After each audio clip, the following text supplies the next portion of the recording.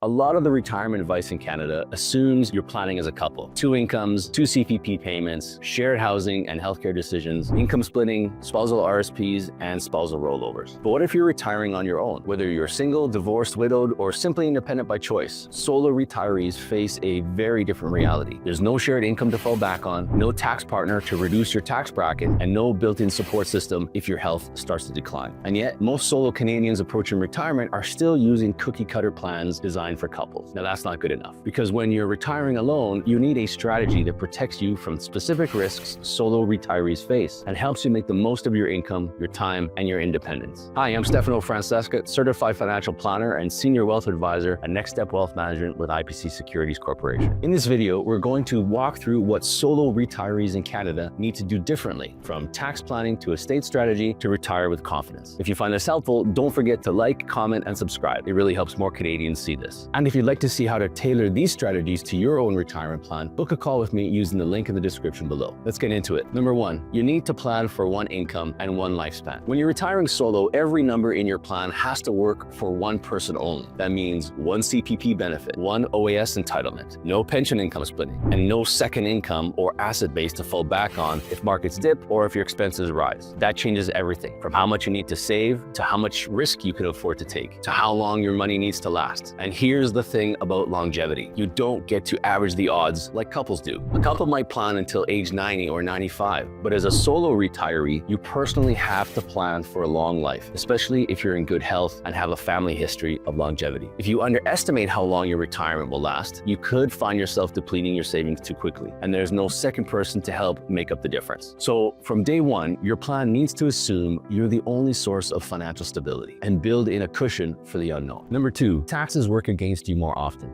Solo retirees in Canada don't have access to some of the most effective tax-saving tools available to couples. No spousal RSPs to balance out uneven retirement savings. No pension income splitting to reduce tax bills after age 65. No shared credits or deductions that can help optimize your taxable income. This means you're more likely to hit higher tax brackets earlier, trigger old age security clawbacks if your income exceeds $93,000 or so in 2025, and pay more on RRIF withdrawals later in life, especially if your RSP is large. To work around this, your plan should focus on a few things. Firstly, withdrawing from your RSP or RRIF when you're in a lower tax bracket so you can smooth out your tax liability. Then consider deferral of CPP or OAS to provide higher secure inflation-adjusted income for life. Maximize your TFSA, which provides a tax-free income at any age. Secure your non-registered investments to favor capital gains over interest, which is taxed more favorably. And also, your plan should avoid large, lumpy taxable withdrawals that could push you into a higher marginal bracket or reduce your government benefits. When you're on your own, you don't just need income. You need that income to be structured carefully to reduce taxes over time. Number 3, you may need a bigger emergency fund. In a couple, if one person gets sick, loses income, or faces an unexpected expense, the other can often help carry the load. But when you're retired and solo, there's no fallback. And that means your emergency fund should be bigger, typically at least 12 months of expenses, not the usual 3 to 6. This isn't just about feeling safe. It's about avoiding the need to sell investments